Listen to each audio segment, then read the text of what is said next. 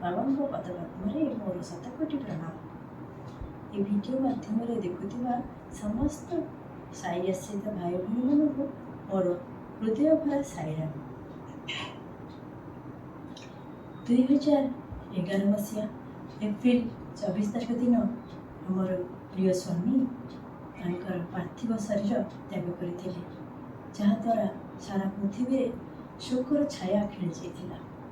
सेतबेले आम घर कथा कौन कहबी, आम समस्ते हताश अनुभव करूँ। भगवान बिना आम केमी बचा, भगवान कौन आम देखिपर ना, ताले पुटपति कहीं जावा। सेतबेले आम सब वर्ष खरादिने पुटपति जाओ बाबा को दर्शन पाई, ताले आमर पुटपति जावा बंद हो गला बोधे। एमती बहुत चिंता आसुए। एति बेले मोर गोटे चिंताधारा आसला जे साधारण मनीष से चलीगले आम तो देखिपारू, किंतु ये तो स्वयं भगवान, ये को आमको दर्शन देवेनि, ये आमको निश्चिंत भाव दर्शन देवे। यह कही मो परिवार समस्त सांत्वना देउଥାଏ एवं मो निजको यार किछि वर्ष चलीगला। 2019 मसीहा कथा कहूँ, सेतबेले आम अनुगुल नालकोनगर रोथाऊ। अनुगुल जड़े भाई घरे सेतबेले बाबा बहुत विभूति लीला करेंगे, किछि दिन कर लीला करेंगे, जहाद्वारा से जिलार समस्त भाई भौणी आम समस्ते सेठिकी जाऊँ। प्रत्येक दिन नगर संकीर्तन भजन इत्यादि चली थाए एवं भगवान का उपस्थिति अनुभव करके आसुँ।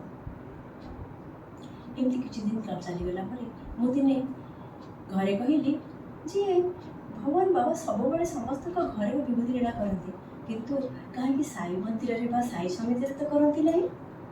यार ठीक 7 दिन भीतर कथा आम नालकोनगर समिति रे भगवान बाबा विभूति महु इत्यादि लीला करें, जहाद्वारा समस्त भाई भौणी मैंने सेठी भगवान समस्त रीतिनीति सेवा कार्य कर परम आनंद अनुभव कर। सतरे भगवान बाबा चारिआडे परिव्याप्त, सी सब देखुं सब शुणुं, सी हेल्ले सर्वंतर्यामी। 2020 मसीहार कथा कहूँ, से नवरात्रि समय मु नवरात्रि करी।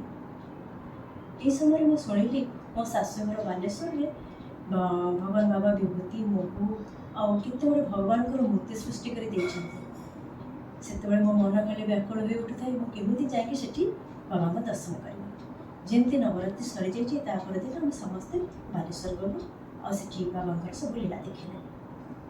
तापर दिन कथा सकाळे मु पूजा घरे बसी ठाकुर घरे कबाटी आउजी देकी मोर भगवान अष्टोत्तर शतनामावली पाठ करते।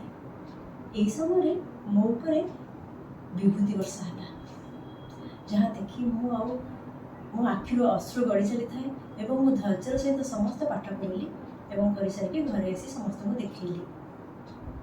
सतरे भगवान से आमको जनईदे जे कलिजुगर सर्वश्रेष्ठ साधना है नाम स्मरण।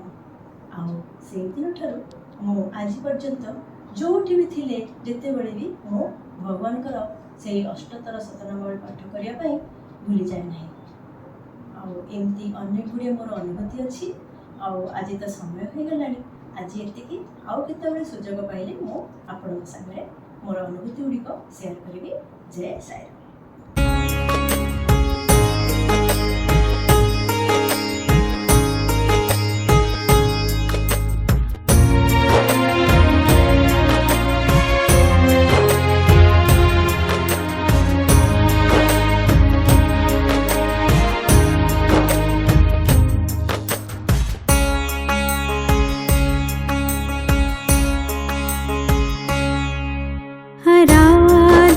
को समर्पित अनोखी आराधना, आराध्या को समर्पित अनोखी आराधना। दान और क्षमादान की ये साधना, दान और क्षमादान की ये साधना। आराध्या को समर्पित अनोखी आराधना, आराध्या को समर्पित अनोखी